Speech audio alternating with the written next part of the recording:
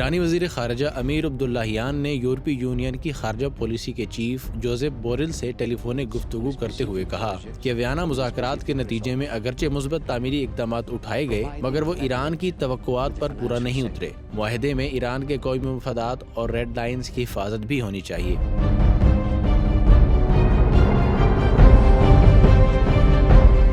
واضح ہے کہ امریکہ کی دباؤ کی پالیسی ناکام ہونے کے بعد آسٹریا کے دارالحکومت میں جوہری مذاکرات کا آغاز ہوا، جس میں ایران سے امریکی پابندیاں ہٹا کر جوہری معاہدے پر عمل درآمد کرانے کی کوششیں کی گئیں۔ اگرچہ امریکہ کی جانب سے عائد پابندیوں میں نرمی کی گئی ہے مگر ایران سے پابندیاں مکمل طور پر ختم نہیں ہوئیں، جو کہ ایران کی توقعات کے خلاف ہے۔ اگر عالمی طاقتوں کو خطے میں امن و استحکام مقصود ہے تو پھر فریقین کا ایک دوسرے کے مفادات کا لحاظ ضروری ہے۔